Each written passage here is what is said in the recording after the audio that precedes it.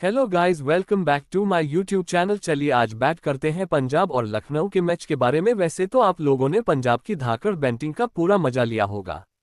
New Chandigarh में खेले गए रविवार को दूसरे मुकाबले में प्रियांश आर्य और कूपर कॉनली के आक्रामक अर्धशतकों की बदौलत पंजाब किंग्स पीबीकेएस ने आईपीएल 2026 का सबसे बड़ा स्कोर बनाया और एक बड़े लक्ष्य का पीछा करती हुई लखनऊ सुपर जायंट्स एलएसजी ने 20 ओवर में 200 रन बनाए।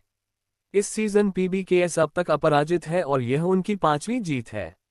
अंक तालिका में 11 अंकों के साथ पीबीकेएस शीर्ष पर और भी मजबूत हो गई है। एलएसजी ने टॉस जीतकर गेंदबाजी का फैसला किया था और पहले ही ओवर में मोहम्मद शमी ने प्रभसिमरन सिंह को पवेलियन का रास्ता भी दिखा दिया था। शुरुआत में ही कॉनली को एक जीवनदान मिला था जब उनके खिलाफ पगबाधा की अपील नकारे जाने के बाद एलएसजी ने रिव्यू नहीं लिया था।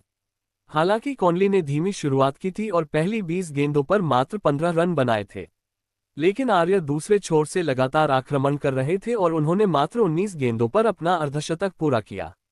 जल्द ही कॉनली ने भी अपनी रफ्तार पकड़ी और एलएसजी की गेंदबाजी दोनों बल्लेबाजों के सामने पूरी तरह बेअसर नजर आने लगी। दोनों बल्लेबाजों के बीच दूसरे विकेट के लिए 80 गेंदों पर 182 रनों की साझेदारी हुई, जिसमें एडन मार्करम के एक ओवर पारी का 13वां ओवर में 5 छक्के भी शामिल थे।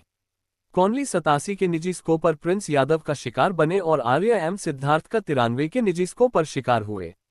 दोनों बल्लेबाज अपने शतक से चूक गए, लेकिन उन्होंने पीबीकेएस के लिए एक बहुत बड़े स्कोर की आधारशिला रख दी थी। आर्य जब तीसरे विकेट के रूप में आउट हुए तब पीबीकेएस 14.2 ओवर में 187 रन बना चुकी थी। हालांकि इसके बाद एलएसजी के गेंदबाजों ने डेथ ओवरों में पीबीकेएस को नियमित झटके दिए, लेकिन शशांक सिंह और मार्कस स्टोयनिस ने आक्रमण जारी रखा और 19 ओवर की समाप्ति तक पीबीकेएस 249 के स्कोर तक पहुंच चुकी थी। प्रिंस ने एक किफायती अंतिम ओवर डाला और मात्र 5 रन दिए, जिसमें शशांक का विकेट भी शामिल था और स्टोयनिस भी रन आउट हुए। इसके बावजूद पीबीकेएस ने स्कोरबोर्ड पर 254 रन जोड़ लिए थे। एलएसजी की ओर से प्रिंस ने सबसे किफायती गेंदबाजी करते हुए 4 ओवर में मात्र 25 रन दिए और 2 विकेट भी हासिल किए। एक विशालकाय लक्ष्य का पीछा करते हुए मिचेल मार्श के साथ पारी की शुरुआत करने के लिए आए आयुष बदोनी ने एलएसजी को सधी हुई शुरुआत दिलाई। हालांकि एलएसजी के सामने बड़ा आवश्यक रन रेट था, जिसे तालमेल बैठाना एलएसजी के लिए मुश्किल प्रतीत हो रहा था। इम्पैक्ट सब विजय कुमार वैश्विक ने बदोनी के रूप में अपनी टीम को पहली सफलता दिलाई, लेकिन इसके बाद बल्लेबाजी करने आए ऋषभ पंत ने आते ही आक्रमण शुरू कर दिया। पीबीकेएस की पारी की तुलना में एलएसजी की रन गति आसपास ही थी, लेकिन उन्हें पीबीकेएस की पारी के मुकाबले में बने रहने के लिए कुछ बड़े ओवरों की दरकार थी।